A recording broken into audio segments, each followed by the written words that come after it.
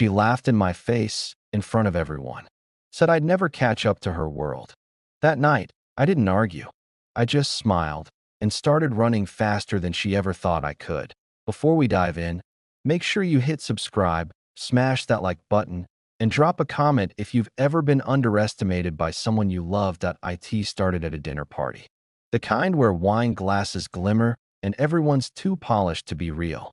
My wife, Rachel, was radiant, as always. Red dress, perfect posture, a sparkle in her eyes that used to be for me, but lately was for them.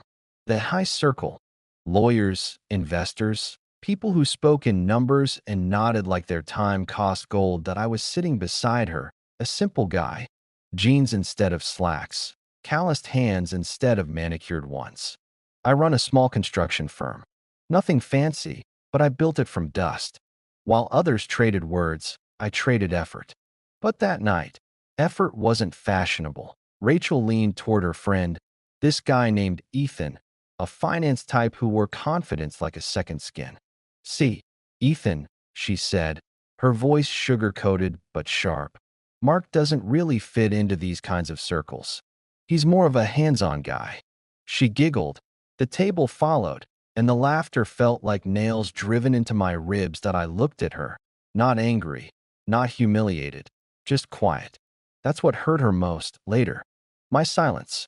Because silence from a man who's been watching, calculating, means something's coming. The evening dragged on. Every laugh, every clink of glass, every little jab disguised as charm. I took it all in. She called it playful teasing, but I saw it for what it was, a test. And that's when I decided I wouldn't fail it. When we got home, she was still glowing from the night, scrolling through photos on her phone. You just don't get it, Mark, she said, her tone shifting from sweet to superior. These people are the future. You're comfortable where you are. And that's fine. But don't drag me down with you. Drag her down. I built the ground she walked on. I nodded slowly. You're right, I said quietly. Maybe I can't keep up.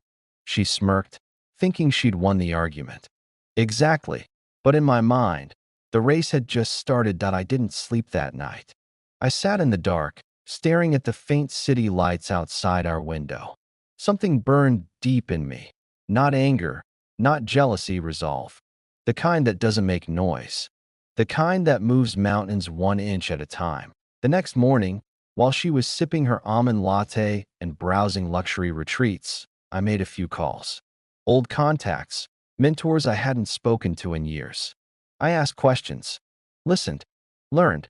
Rachel thought I was just keeping busy. But in truth, I was building something bigger. Something she wouldn't even see coming. Because when someone you love tells you you're not enough, you either believe them, or you show them who they're really standing next to. And I had no intention of staying beneath her. For the next few weeks, I lived like a man possessed. While Rachel bragged about her charity luncheons and designer contacts, I disappeared early every morning and came home late, covered not in dirt, but in purpose. I started attending business seminars, networking events, and late-night investor meetings. I watched how these people moved, how they talked, what made them respect someone. They didn't care about suits or charm. They cared about power and execution. That was something I could build. I didn't tell Rachel where I went. She didn't ask. She thought it was another one of my projects, something blue-collar, something small. Her ignorance was my advantage. My old friend Henry, a quiet but sharp-minded entrepreneur, connected me with people I never thought I'd sit across from. We started working on a real estate redevelopment deal that had been abandoned for years, a forgotten piece of land that, if done right, could turn into something spectacular. I threw myself into it. Days blurred into nights, calls into contracts, sketches into blueprints. Henry said, "You've got grit, Mark. The city needs that more than another guy in a suit." That line stuck with me. I realized I didn't need to become them. I just had to outwork them. At home, Rachel started noticing the shift. She'd wake up and see me ironing a clean shirt, combing my hair, leaving with purpose. At first, she mocked it, trying to impress the neighborhood. "Honey, She'd tease with that smirk that used to make me melt. Now just hardened something inside me. I'd just smile. Silence became my weapon. Every time she tried to draw me into an argument, I gave her nothing. No emotion, no defense. Just calm. That calm drove her insane. Meanwhile, I upgraded my connections. The small investor meetings turned into boardroom discussions. I learned how to speak their language, not with arrogance, but with precision. I started getting invited to private dinners, industry previews, and events that Rachel only saw through glossy magazine photos. Still, I said nothing. I wanted her to learn through absence, not explanation. Point one Friday evening, she hosted a cocktail gathering at our house. It was one of her elite circles again, the women dripping in perfume and men talking about stocks they didn't really own. Rachel played her role perfectly, the sophisticated wife with the less than sophisticated husband. When I walked in, wearing a tailored black suit I'd earned, not borrowed, the room went quiet for just a second. She blinked, maybe surprised, maybe threatened. "Oh, you decided to join us," she said lightly, her hand brushing my arm, but I could feel the tension behind it. "Yes," I said simply. "Thought I'd see what the future looks like." Halfway through the night, I caught her whispering to her friend, thinking I couldn't hear. "He's just trying too hard. Poor guy doesn't realize some worlds aren't for him." They laughed softly, like I was invisible. My blood ran cold, but I didn't flinch. I just smiled and walked over to refill their glasses. "To new beginnings," I said, locking eyes with her for a moment too long. She looked away first. That night, I didn't sleep again. I stood by the window, city lights flickering like distant promises, and decided that I wouldn't just fit into her world. I'd build one she couldn't even enter. From that moment, every deal I made, every person I met, every step I took, was a brick in a new foundation that I became obsessed with excellence, not revenge. But revenge has a funny way of finding you when you're too focused to chase it. Within a month, the redevelopment deal became official. Investors poured in, and my name started circulating among people who once ignored me. I was no longer Rachel's husband. I was Mark Whitman, the guy making things happen. Rachel still hadn't noticed. She was too busy planning her next social climb. She didn't realize that the next summit she wanted to reach already had my name engraved on it. Something big was coming, a night that would flip our roles forever. But for now, I just kept my silence, sharper than any word I could say. The morning of the gala, I woke up before dawn. The air felt charged, like the moment before a storm breaks. It was the biggest night of my career so far, a private, invitation-only event hosted by the city's elite to celebrate innovation and leadership in business. Only a handful of people got in, the kind whose names opened doors. Rachel had no idea it existed. She was busy preparing for another fashion brunch with her high circle, and I didn't say a word. Over breakfast, she sat across from me scrolling through her phone, sipping her green smoothie, barely looking up. "Don't wait up," she said absently. "I'll probably be home late." "Big plans today." I nodded. "Same here." That was the last time I saw her as the person she thought she was. By noon, I was in a conference suite at the Grand Orion Hotel, reviewing the presentation for our new development. The city council members, investors, and top executives were arriving in black cars outside. Henry patted my shoulder, grinning. "You ready, man? This is your night." I was ready. Months of quiet work, long nights, and the steady fire of humiliation had brought me here. The organizers had put my name next to keynote speakers and business leaders. My project was no longer an idea. It was a landmark in progress, something the city was proud of. As evening fell, the ballroom lit up with crystal chandeliers and soft jazz. Men in tuxedos, women in flowing gowns, waiters gliding with trays of champagne. Cameras flashed. Every conversation hummed with money, ambition, and recognition. When I stepped in, the host announced my name, and heads turned. Applause broke out, genuine, not polite. I shook hands with mayors, developers, and investors who once wouldn't have remembered my face. They knew it now. I was no longer the man following behind his wife. I was the man people followed to the table. Midway through the night, I noticed a flicker of movement by the entrance. A familiar figure. Rachel. She wasn't supposed to be there. She wore a glittering dress that screamed for attention, but her expression told another story. Shock, curiosity, maybe even panic. She'd heard about the event through her circle and, I guessed, assumed it was another party she deserved to attend. But this wasn't her world anymore. This was mine that I didn't go to her. I let her watch. I kept talking with executives, laughing easily, showing the same calm she once mocked. I saw her hovering near the crowd, trying to catch someone's eye, but nobody recognized her. She wasn't on the guest list, just another face at the door. The guards hesitated at first, then let her in out of confusion. She drifted from group to group, trying to fit in, but the tone of the room had changed. The people she used to impress now turned politely away. When our project was announced as the highlight of the evening, the host invited me to the stage. "Ladies and gentlemen," he said, "please welcome one of the most promising developers reshaping our city, Mark Whitman." Applause filled the hall. Rachel froze, her eyes wide. I stepped up, adjusting the microphone, scanning the crowd until I found her face. For a second, we locked eyes, her confusion meeting my quiet certainty. I didn't need words that I spoke about vision, perseverance, and building something from the ground up. I talked about how real success isn't born in bright rooms, but in silence, when nobody believes in you. Every line hit her like a reflection she didn't want to see. The applause afterward was thunderous. Cameras flashed. I saw her mouth something. Maybe disbelief, maybe regret. She tried to approach me after, but people surrounded me, shaking my hand, taking photos, congratulating me. I was carried away by a sea of attention she could no longer command. An hour later, I stepped outside for air. The night was cool, the city alive below.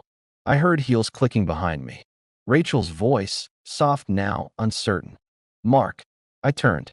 Her confidence had vanished, replaced with something small, almost human. "You didn't tell me you were involved in all this." Her tone tried to sound casual, but it cracked halfway. I shrugged. "You didn't ask." Silence stretched between us, the kind that says everything. She looked around, watching people walk past us, some of them nodding at me respectfully. She wasn't used to that, to being the one unacknowledged. Her eyes glistened under the streetlights. "You've changed," she said finally. I smiled faintly. "No, Rachel. You just stopped looking." Then I walked back inside, leaving her standing there, alone among the lights. The night didn't end with a bang. It ended with quiet clarity. I had climbed the mountain she thought she owned, and when I reached the top, I realized she wasn't even on it. But the final chapter of this story wasn't written yet, and what came next would cut deeper than either of us expected. The morning after the gala, the house was silent. Rachel moved around carefully, as if afraid to disturb something fragile between us. I sat by the window, sipping black coffee, watching the sun climb over the skyline that now held one of my developments. She finally spoke. "Mark, about last night." I didn't turn. "Yes." She hesitated, searching for words that used to come easily. I didn't realize how big it was. "Everyone was talking about you." I nodded slowly. "They usually do, when you've built something worth talking about." Her eyes flickered. She wanted to fight back, to reclaim her old tone of authority, but the words never came. She just stood there, small and unsure, in the same kitchen where she used to lecture me about ambition. For days, she tried to act normal. Dinners, forced smiles, soft apologies that sounded more like rehearsed scripts. But I saw through them. The imbalance had shifted, and she didn't know how to live in this new gravity. I wasn't cruel. I was just done. I'd spent years being the shadow beside her spotlight, and now that the light had turned, she couldn't bear the shade. My phone buzzed constantly with invitations, meetings, interviews. I was scheduled to appear at a private investment summit in Miami, an event for industry leaders and visionaries. The same circles Rachel had once worshipped were now reaching out to me. I told her about the trip over dinner. It's invitation only, I said casually. She looked up sharply. Miami? That's impressive. They asked for me personally, I replied. She forced a smile, nodding too quickly. Of course they did. You've done well, Mark. But her eyes told the truth, jealousy mixed with fear. When I left for Miami, she didn't come to see me off. I didn't expect her to. The summit was another level entirely. High security, exclusive panels, private gatherings overlooking the ocean. I stood on the rooftop terrace one night, surrounded by people who once wouldn't return my calls. They listened when I spoke now. They valued my opinions. I wasn't chasing validation anymore. I was shaping the future of something real. I thought about Rachel briefly, how she used to say, "You can't keep up with me." I almost laughed out loud. The distance between us had become more than emotional. It was now an ocean apart. When I came home a week later, she was waiting in the living room, dressed carefully, makeup perfect, like she'd been practicing a scene. "Mark, can we talk?" she asked softly. I sat down across from her, calm as always. "Go ahead." She leaned forward, trying to sound sincere. "I've been thinking. Maybe we just lost track of each other. You've grown, and I stopped growing," I interrupted quietly. Her lips parted, offended but unable to deny it. "That's not fair," she said weakly. "Fairness isn't the point, Rachel. Respect is." She swallowed hard, looking down at her manicured hands. "I miss us," she whispered. I studied her face, the same face that once glowed with superiority. Now it was just a mask of regret. "You miss the version of me that needed your approval," I said. "That man's gone." Tears welled up in her eyes, but I felt nothing. I'd already let her go months ago, the night she laughed at me. She stood up abruptly, pacing. "You think you're better than me now?" I met her gaze. "No, I just stopped believing I was beneath you." The words hit her harder than any argument could. She turned away, shoulders shaking. But there was no apology strong enough to rebuild what she had broken. The silence between us stretched, and then she whispered, "So what happens now?" I stood, picking up my jacket. "Now? I keep moving forward. You can try to catch up." I walked out that night without slamming the door, without anger. Just finality. The cool night air felt cleaner than it had in years. I drove to the city, straight to a celebration dinner with my partners. The restaurant glowed with soft gold light, laughter echoing from every corner. When I entered, they greeted me with genuine warmth. No one saw me as the husband of Rachel. I was the name on the deal, the man who turned silence into success. Later, as I looked around the table, at the people who believed in what we were building, I realized that revenge had never been the goal. Growth was. The humiliation, the doubt, the mockery, it had all been fuel. Rachel had been right about one thing. She couldn't keep up. But not because I wasn't fast enough. Because she'd been running in circles while I was climbing. Weeks passed, and word spread through her social circle. They talked about me at their dinners now, not her. She tried attending a few events, but found her name no longer opened doors. People smiled politely, then drifted away. She faded quietly into the background, the same way I once had. Karma doesn't announce itself. It just walks in wearing your old shoes. One evening, I saw her by chance at a charity auction. She was standing near the back, unnoticed. Our eyes met for a brief second. She looked down immediately. There was no anger left in me, only understanding. Some lessons in life come too late to fix anything. I turned back to the stage, raised my glass, and smiled. Success isn't about proving someone wrong. It's about becoming someone even you didn't know you could be. And as the lights dimmed and applause filled the room, I realized the truth. The best revenge is never shouted. It's lived. If you've ever been underestimated, laughed at, or told you couldn't keep up, remember this. Silence and focus can turn any wound into power. Don't fight back with words. Build. Rise. And when they finally notice, let your success do the talking. Thanks for listening. If this story hit home for you, don't forget to subscribe, leave a like, and share your thoughts in the comments. Your next chapter might start today.